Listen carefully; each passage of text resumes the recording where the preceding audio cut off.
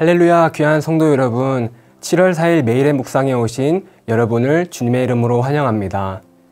오늘 본문은 예레미야 19장의 말씀인데 10절, 11절만 먼저 읽도록 하겠습니다.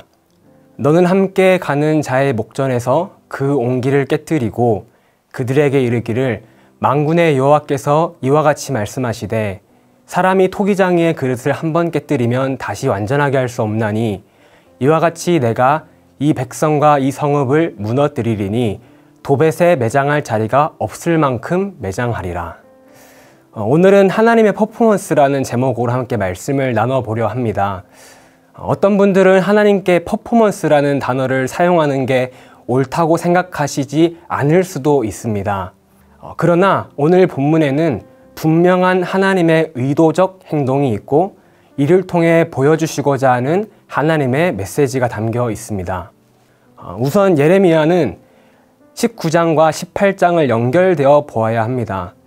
18장에서는 토기장이의 비유를 통해 모든 주권이 하나님께 있다라는 것을 말씀하고 있고 19장에서는 그 주권 아래에서 죄의 길을 따르는 이스라엘에게 하시는 하나님의 말씀입니다. 19장 1절, 2절에 예레미야는 이런 지시를 받습니다. 여호와께서 이와 같이 말씀하시되 가서 토기장이의 옹기를 사고 백성의 어른들과 제사장의 어른 몇 사람과 하시드 문 어기 곁에 있는 흰놈의 아들의 골짜기로 가서 거기에서 내가 내게 이른 말을 선포하여. 흰놈의 아들의 골짜기라는 곳은 예루살렘 남서쪽에 위치한 지역으로 원래는 쓰레기 소각장이었습니다. 그러나 어느새부터 이곳에서 바알과 몰렉에게 인신제사가 드려졌고 예레미야 때에 이르러서는 이곳을 죽음의 골짜기라고 불렀습니다. 하나님께서는 지금 이 죽음의 골짜기에서 이스라엘의 대표자를 모아놓고 특별한 말씀을 하시는 겁니다. 4절, 5절에서는 이스라엘의 죄된 행위를 지적하시고 7절에서 9절에는 그 행위에 대한 결과를 말씀하시며 10절에 이스라엘을 상징하는 옹기를 깨트리시는 퍼포먼스를 통해 죄의 결과가 얼마나 참혹한지를 보여주고 계시는 겁니다. 여러분, 이 죽음의 골짜기에서 산산이 깨어지는 옹기의 전체 그림에는 1차적인 의미로서 경고의 의미가 있습니다. 너희 이렇게 살면 망한다. 계속해서 죄의 길을 따라가면 이 옹기와 같이 부셔질 수밖에 없을 것이다 라는 하나님의 경고입니다. 그러나 이 본문에는 단순한 경고를 넘어선 다른 의미도 담겨 있는데 그 의미를 세 가지만 더 살펴보려 합니다. 첫째로 이 본문에는 우리의 수준을 이해하시는 아버지의 마음이 있습니다. 어린아이에게 1 더하기 1, 2라는 산술적 법칙을 설명하기 위해 어른들은 사과 2개를 가지고 와서 사과 하나 더하기 사과 하나 합치면 몇 개? 2개라는 퍼포먼스를 보여주며 설명한 적이 있지 않으십니까? 오늘 본문도 비슷한 분위기입니다.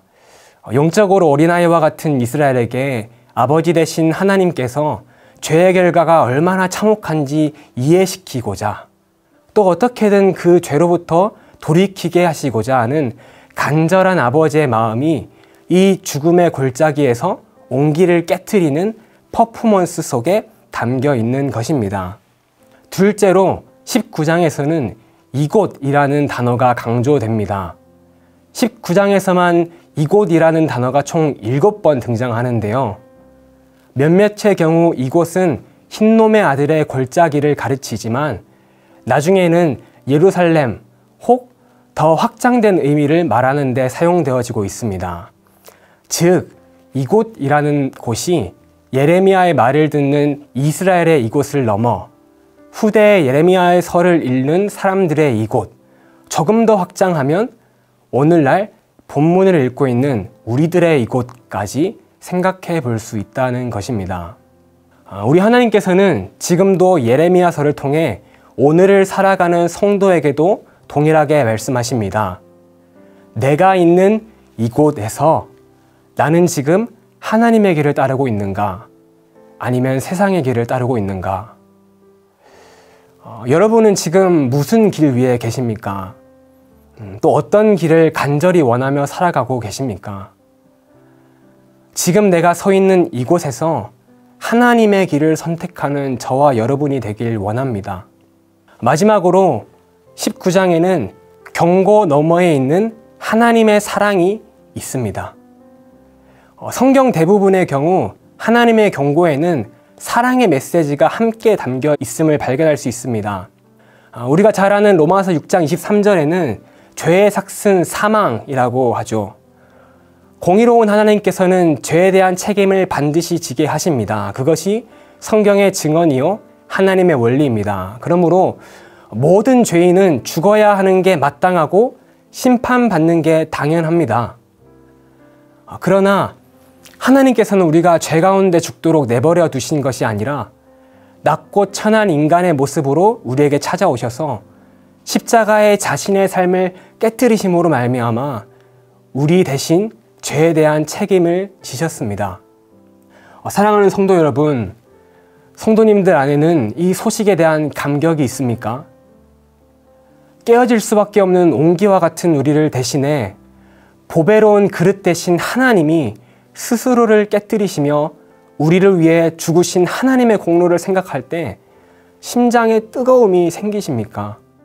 교회를 얼마나 오래 다녔는가? 내가 무슨 사역의 포지션을 갖고 있는가?